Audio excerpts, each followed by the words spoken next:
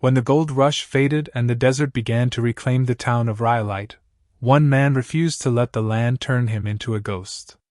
Tom Kelly, an Irish miner and stonemason, looked around and saw a place stripped bare of everything that once promised fortune. Timber was scarce, bricks were costly, and trains that once carried supplies now carried away the last of the hopeful. What remained were bottles. Thousands of them lay scattered around the empty saloons, their green and amber glass half buried in the sand. Most people saw them as reminders of failure, traces of a fever that had burned itself out. Kelly saw something else. He saw endurance hidden inside fragility.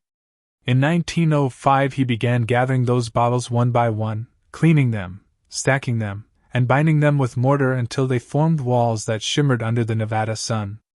The desert gave him nothing but silence and dust, yet within that silence he built a house that caught the light and refused to fade. In a town built on impermanence, the bottle house became an act of quiet defiance. It was not just a shelter but a statement, a declaration that invention could outlast collapse. While the mines around Rhyolite crumbled and the population vanished, the house of glass remained, standing as both ruin and monument, proof that survival in the desert depended less on what a man had than on what he could imagine. At the beginning of the 20th century, the desert town of Rhyolite had risen out of nothing and began to vanish almost as quickly. Gold discovered in the nearby Bullfrog Hills drew thousands of miners, merchants, and families who came chasing the promise of sudden wealth. In only a few years the town grew from canvas tents to streets lined with wooden storefronts and brick buildings, but prosperity in the desert carried a hidden cost. Every plank of wood and every brick had to be hauled in from hundreds of kilometers away, across mountains and sand. Freight wagons charged more for transport than the materials were worth, and what little lumber arrived was quickly taken by the mines and railroads. Those who came later found themselves surrounded by emptiness, unable to build even the simplest shelter. As prices soared, the fragile boom began to collapse. Families abandoned unfinished homes, and miners drifted toward the next rumor of gold. What remained were empty lots, broken fences, and piles of bottles left behind by the saloons that had once been the heart of the town. Tom Kelly watched as the settlement that had once promised fortune decayed into silence. He had no money for imported bricks and no patience for a tent. The desert gave him no timber or stone, yet scattered all around were thousands of glass bottles, relics of a short-lived prosperity that had filled Rhyolite's nights with noise and light. To everyone else they were useless, but to Kelly they were abundance in a place of scarcity. In a town running out of everything except failure, he began to wonder whether what others had thrown away could become the foundation of something that would endure. Rhyolite began as a promise in the middle of the Nevada desert. In 1904 prospectors discovered gold in the nearby Bullfrog Hills, and within months a new town rose from the sand. By 1906 its streets were crowded with miners, merchants, and families who believed they had found the next great city of the American West. The town grew faster than anyone could have imagined. Wooden sidewalks, electric lights, and brick buildings appeared where only sagebrush had stood a year earlier.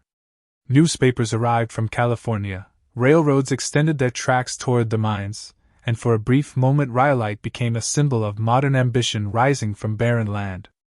At night the town glowed with optimism, its saloons and hotels filled with the sounds of music and laughter. Yet beneath that brightness the limits of fortune were already beginning to show.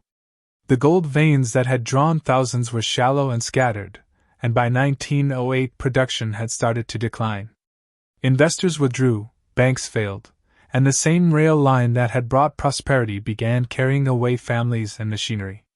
By 1911 the post office closed, the power plant went dark, and Rhyolite was left to the silence of the desert wind. What had been one of Nevada's brightest mining towns became one of its earliest ruins. When Tom Kelly built his bottle house in 1905, Rhyolite was still at its height, filled with confidence and noise. Within a few years all of that would vanish, leaving only fragments of glass and stone behind. His creation would outlast the very boom that had made it possible, standing as a monument to a time when faith in gold gave way to faith in human ingenuity. Tom Kelly had spent years working as a miner and stonemason, two trades that taught him both endurance and economy. In the harsh environment of the Nevada desert, where every mistake could be punished by heat, scarcity, or isolation, he learned that survival depended on using what the land offered. When he looked around Rhyolite in 1905, he saw a town overflowing with the waste of its own optimism. Dozens of saloons had sprung up during the gold rush, and each had emptied countless bottles of beer, whiskey, and soda onto the ground behind its walls. These fragments of glass glimmered beneath the sun, scattered like jewels across the sand. Most people ignored them or cursed the mess they left behind. Kelly saw their uniform shapes, their thickness, the way they caught the light. He began to imagine them not as trash but as transparent bricks. If glass could capture sunlight, perhaps it could also hold warmth. The idea came not from inspiration but from necessity. Lumber had to be hauled hundreds of miles by train and wagon. Bricks were unaffordable, and adobe would crumble under the desert's extremes. Bottles, however, were everywhere, free for the taking, and sturdy enough to endure. Kelly started collecting them by the cartload, washing away the sand and sorting them by color and size, green from beer, amber from whiskey, clear from medicine and soda. In the pattern of these bottles he began to see a kind of architecture born from poverty but filled with light. His decision was not a gesture of invention but of defiance, a way to prove that a man could still build something lasting in a place that was already vanishing. Tom Kelly began construction of the bottle house in the spring of 1905, working almost entirely by himself. He chose a plot on a gentle rise overlooking the town, where the ground was firm and the sunlight lasted until evening. He laid the foundation from local stone gathered from the surrounding hills and mixed his own mortar using sand, lime, and cement brought from nearby mining sites. Once the base was ready, he began to place the bottles one by one, aligning them horizontally with their necks facing inward so that only the rounded bottoms were visible from the outside. Between each layer he spread a careful line of mortar, creating thick, solid walls that shimmered with green, amber, and clear glass. The pattern they formed was both geometric and organic, a mosaic that caught the desert light from every angle. Over the months the house began to take shape. It consisted of 3 main rooms, a gabled roof, and a wraparound porch that faced the open valley. The total number of bottles exceeded 50,000, collected from the countless saloons that once lined Rhyolite's main street. During the day the sunlight passed through the glass, scattering fragments of color across the interior. At night, when Kelly lit a single lamp, the house glowed softly like a lantern, visible from far across the plain. The structure was remarkably sturdy, the thick glass walls insulating it from the harsh temperature swings of the desert. What began as an experiment in resourcefulness became an unexpected work of craftsmanship. In a town built on impermanence, Kelly had created something that reflected both the fragility and endurance of the human spirit, a home made not from wealth but from what the earth and its failures had left behind. The people of Rhyolite watched Tom Kelly's project with curiosity that soon turned to disbelief. To them the idea of a house built from discarded bottles seemed fragile and temporary in a land that demanded strength. When the first desert storms arrived and the temperature swung from freezing nights to burning days, the bottle house held firm. The thick mortar and overlapping glass created walls that were both beautiful and resilient. The structure proved cooler in summer and warmer in winter than the wooden shacks that surrounded it. By 1906, after completing the project, Kelly chose not to sell the house but to hold a raffle, offering it as a prize to the townspeople who had once doubted it. The winning ticket went to the Bennett family, who lived there for several years as Rhyolite's fortunes declined and its population dwindled. Kelly eventually left the desert, following the same road that carried away miners and merchants when the gold was gone. By 1911 the mines had closed, the railroad had stopped running, and the wooden houses that once lined the streets had collapsed into dust. Yet the bottle house remained, its walls intact and its colors bright under the Nevada sun. Decades later, when Rhyolite had long since become a ghost town, travelers still found it standing alone among the ruins. What others had dismissed as folly had outlasted the very town that had laughed at it, proving that even the most fragile materials could endure when shaped by resolve and imagination. By 1925 the town of Rhyolite had long fallen silent. The mines were empty, the streets were buried in sand, and the few remaining buildings stood as hollow reminders of a dream that had burned out. It was during this time that workers from the Pacific Coast Borax Company, known for hauling borax through Death Valley with their famous 20-mule teams, arrived in the area to establish a tourist attraction along their newly promoted desert route. They found the bottle house amid the ruins, its glass walls dulled by dust but remarkably intact. Seeing its strange beauty and resilience, the company decided to restore it as part of an exhibit devoted to the mining heritage of the region.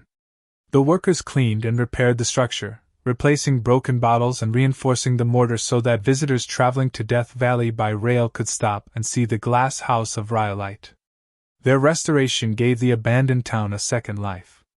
In the following decades, photographers, artists, and travelers from across the United States came to see it, drawn by its handmade ingenuity and the play of sunlight through its colored walls. By the 1950s, Rhyolite had become a fixture on the growing map of American ghost towns, and the bottle house stood at its center, the most recognizable and photographed structure in the valley.